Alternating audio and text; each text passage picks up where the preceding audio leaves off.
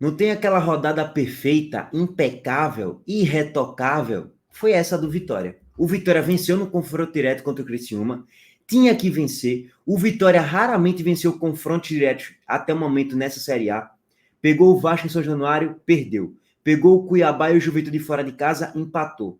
Pegou o Atlético Mineiro no Barradão, perdeu. Pegou o Corinthians na Neoquímica Arena, perdeu. O Vitória perdeu a esmagadora maioria dos confrontos diretos. Ou não venceu também, né? Perdeu ou empatou.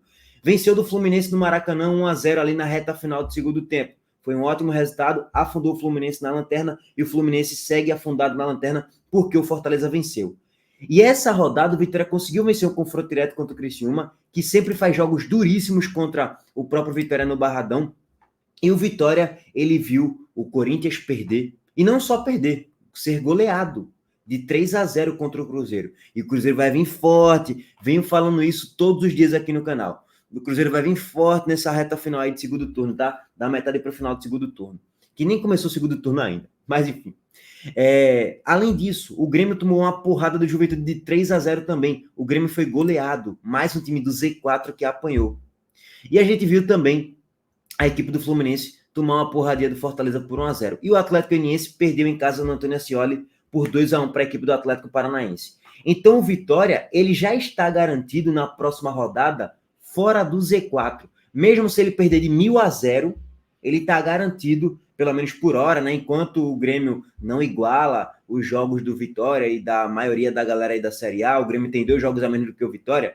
Por hora, o Vitória está garantido fora do Z4 na próxima rodada. E o Vitória, a gente sabe que na próxima rodada vai enfrentar um adversário duríssimo, que é o Botafogo, que briga nesse momento pela liderança da Série A, que é um time que vai brigar, na teoria, daqui para o final da temporada pelo título. Então, a análise e resultados da coisa foi excelente para o Vitória. Óbvio, o Vasco venceu, para o Vitória não foi um resultado muito bom, mas alguém também vai vencer, né, irmão? E a galera do Z4 se distanciou um pouquinho, o Vitória criou aquela gordurinha para se dar ao luxo de, pô, se empatar contra o Botafogo no Barradão, não é um resultado ruim. Tendo em vista que o Vitória já pegou o Botafogo em algumas oportunidades e perdeu. Na Copa do Brasil, inclusive, já foi eliminado contra o próprio Botafogo, né?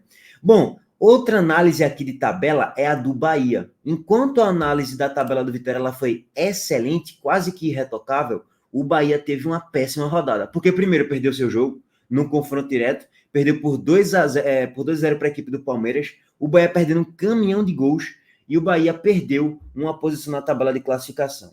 E por que perdeu posição? Porque o São Paulo venceu 2-0 contra o Bragantino, o Palmeiras venceu no confronto direto contra o próprio Bahia e o Botafogo venceu e goleou a equipe do Atlético Mineiro por 3-0.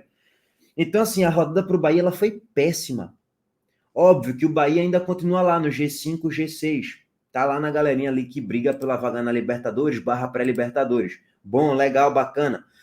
E aí, mais uma vez, eu não sei até que ponto a torcida do Bahia quer chegar nessa Série A ou acha que dá para chegar. Eu analiso com esse elenco do Bahia, é um time que briga por vaga na Libertadores. Com esse elenco, não briga por título. Acho pouco provável brigar por título. Pode brigar? Pode, é futebol, pô. Mas se não investir pesado nessa janela, eu acho pouco provável brigar pelo título. Nesse momento, a diferença para o Flamengo, que você olha para o resultado, pô, mas o Flamengo empatou com o Cuiabá. Foi um resultado bom para o Bahia. Seria se o Bahia pelo menos empatasse contra o Palmeiras, mas não empatou, perdeu. A distância de 4 pontos. E o Palmeiras abriu 3 pontos, o Botafogo abriu 3 pontos, criou saldo em cima do Bahia. Então, a gente sabe que o Bahia ele não tem um elenco melhor do que o Palmeiras, Botafogo, Flamengo. O Cruzeiro, para mim, vai chegar mais forte. Se o Bahia não contratar ninguém nessa janela, o Cruzeiro pode chegar mais forte do que o Bahia com o decorrer da temporada na Série A também. Enfim, a situação não é fácil para o Bahia. Dito isso, só para pegar uma contramão rápida em relação a isso, o Bahia ele vai pegar agora o Atlético Paranaense fora. É duro, hein? É duro para Carvalho, mais o confronto direto, difícil. Mas depois o Bahia vai ter uma sequência um pouquinho mais tranquila, né? Pega o Cuiabá na Fonte Nova, depois o Bahia pega o Corinthians na Fonte Nova e termina o primeiro turno enfrentando o Atlético Goianiense no Antônio Ascioli. Então, depois desse jogo duríssimo contra o Atlético Paranaense, o Bahia vai para 3 jogos que dá para conseguir uma pontuação suficiente para terminar esse primeiro turno dentro do G4. Ou pelo menos aí onde está, na 5ª colocação. Tem uma gordura interessante ali para o próprio Atlético Paranaense, 2 pontos. É uma gordura aceitável de uma rodada.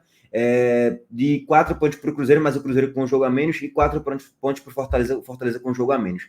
Por falar em Fortaleza, para a gente passar para análise geral aqui da tabela dos clubes nordestinos, foi uma ótima rodada, óbvio, né? O Fortaleza venceu, subiu uma posição, óbvio que não subiu muitas ainda, porque tem um jogo a menos e tal, se vence o jogo a menos pode pular mais uma ou duas posições, também tem que ver o que é que o Cruzeiro vai fazer com esse jogo a menos, mas enfim, mas o Inter tem 2 jogos a menos também em relação à galera e um menos do que o Fortaleza, mas, cara, tem muita coisa ainda para acontecer. O Fortaleza venceu do Fluminense, foi um ótimo resultado, já pegando o gancho do Vitória, porque afundou o Fluminense na lanterna e na zona de rebaixamento, tá?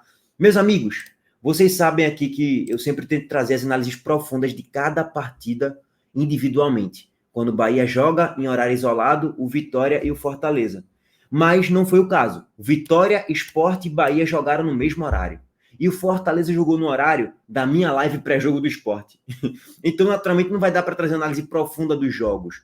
O Fortaleza jogou no horário que deu para acompanhar todo o primeiro tempo e parte do segundo tempo, mas depois já estava em live, nem deu para acompanhar mais nada. Então, não vai ter uma análise profunda do jogo.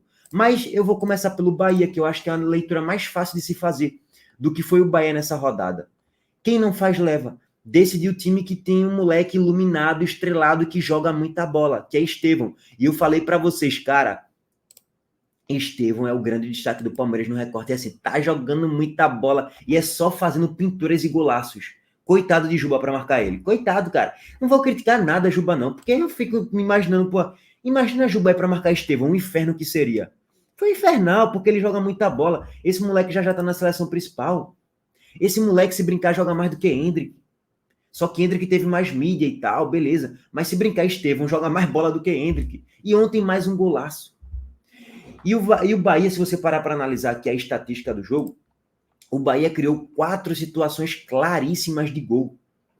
Só Jean Lucas perdeu 2 gols cara a cara com o Everton. Um que ele finalizou a bola de forma displicente, que Tassiano entrega a bola para ele, e ele tinha Everaldo do lado, nenhum jogador do Palmeiras marcando a 10, 15 metros dele. O Everton no gol, ele e Everaldo do lado, ele poderia esperar, tocar para Everaldo, finalizar de forma mais correta no canto, sem um preciosismo tão grande, talvez de, sei lá, buscar o ângulo para tirar completamente do gol de Everton e tal, sei lá. Talvez ele achou também que estivesse impedido o lance. Vou até trazer aqui em tela para vocês o lance, ó. Talvez, ó, tá sendo enfia a bola para ele nas costas da defesa e ele fica cara a cara e finaliza a bola para fora. Talvez ele achou que a bola estava impedido, tá? Inclusive, dessas chances que o Bahia criou, uma delas foi com Jean Lucas. Jean Lucas perde outra chance no segundo tempo, com a bela bola enfiada de Caule Oliveira na jogada de transição, e ele cara a cara com o Everton finaliza, e o Everton faz uma boa defesa. A outra jogada que o Bahia perdeu foi com a Ademir enfiando a bola para Estupiñán cara a cara perde mais o gol, porque Estupiñán não é um bom centroavante, né? E o Everton faz mais uma boa defesa. E Biel também desperdiçou uma chance na grande área. Meus amigos, o Bahia perdeu as 4 chances claríssimas de gol. E tu tá pegando o Palmeiras no Allianz Parque. Se tu perde 4 chances de gols, tu vai tomar tromba lá atrás já. Foi o que aconteceu. Quem não faz, leva. O Palmeiras foi lá, conseguiu fazer os 2 gols. Óbvio, fez um jogo competitivo, foi um jogo equilibrado, mas que o Bahia criou suas chances para pelo menos o jogo terminar empatado. Mas, o que é que aconteceu? Tromba, quem não faz, leva. Mas só um parênteses. Dessas 4 chances claras que o Bahia criou, essa que o Jean Lucas perdeu, eu não vi o jogo ao vivo, não vi outro ângulo, para não vir a galera já cornetando aqui.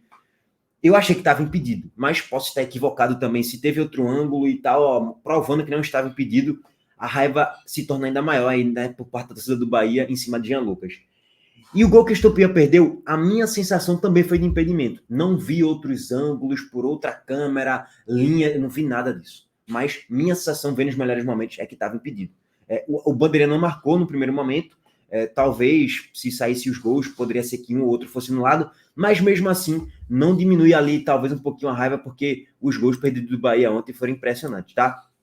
Ó, quando a gente vai aqui rapidamente para a estatística, foram 4 a 3 chances claras criadas, né? O Palmeiras converteu 2 dessas 3 que criou, 13 a 12 finalizações, o Bahia com um pouco mais de posse de bola, mesmo jogando lá no Allianz Parque, e o Everton fez mais defesas do que o próprio Marcos Felipe.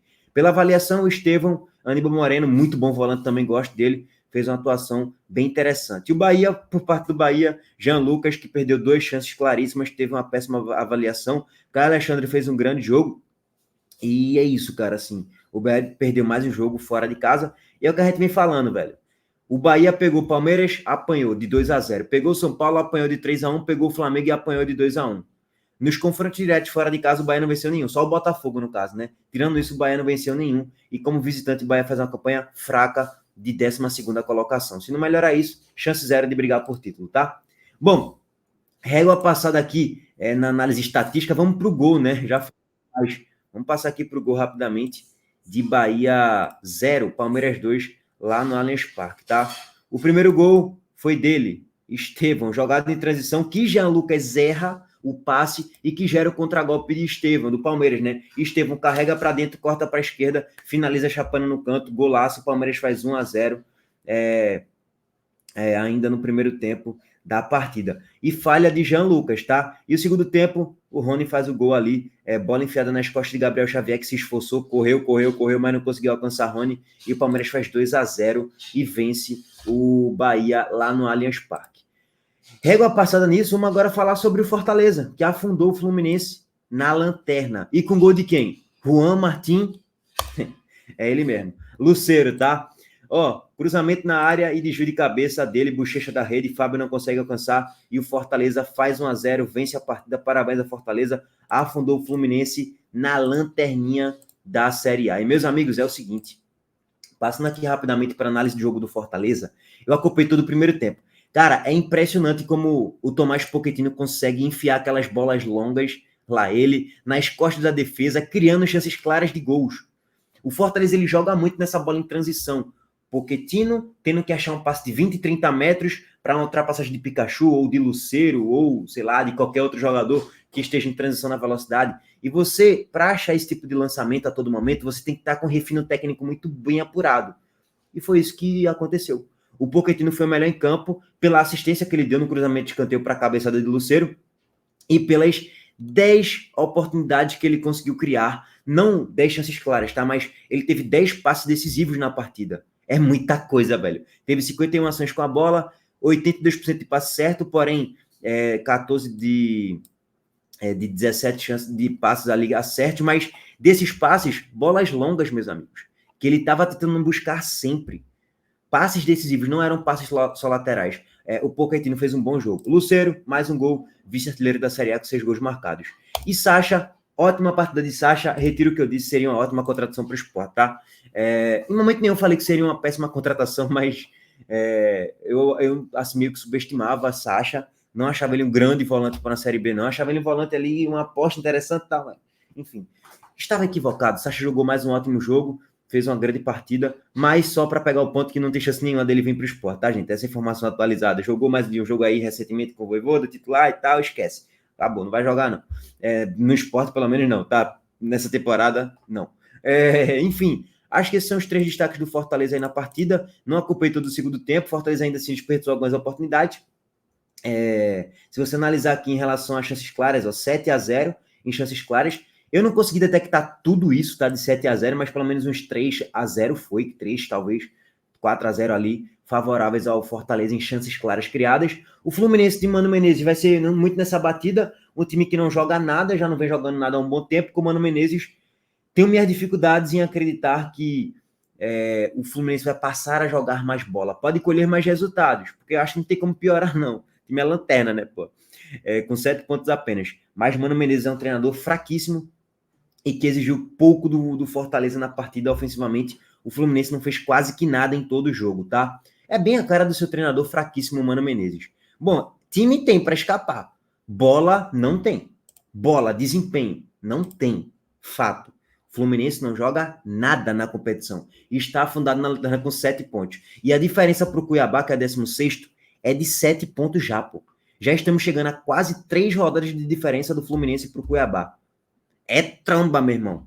E agora vamos passar para a Vitória, né? O Vitória venceu contra a equipe do Criciúma no Barradão. Vitória imprescindível aí para deixar o Vitória fora da zona, criar uma gordurinha e uma tranquilidade e uma paz lá no Barradão, né? Vamos pegar pontualmente do Vitória na partida, tá? O primeiro gol de pênalti de Alejandro que fez um gol e deu uma assistência no jogo de ontem, foi importantíssimo aí para o Vitória vencer. O Vitória faz 2-0 com a bola jogada de triangulação, que Alejandro mete o passe ali para Esteves e Esteves finalizando a saída do goleiro fazendo 2-0.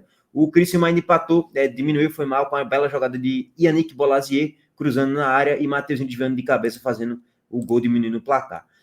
O segundo tempo, cara, o primeiro tempo o Vitória foi melhor, mas o segundo tempo é um segundo tempo que o Vitória não faz nada, bem semelhante a outros jogos do Vitória que a gente viu o Vitória no segundo tempo, quando estava à frente do placar, não fazer nada, ficar lá atrás na retranquinha, tentando explorar uma outra jogada de transição, mas foi um time que não finalizou uma bola em todo o segundo tempo, tá? Mas conseguiu o resultado, isso é que importa. Alejandro melhor em campo, um gol, uma assistência, parabéns à Vitória pela vitória, pelos 3 pontos conquistados, tá? Meus amigos, é isso, o vídeo já tá muito longo. Tamo junto, estamos de volta aí mais tarde. Deixa o like aqui no vídeo, se inscreva no canal e ative as notificações. Valeu, gente, abraço.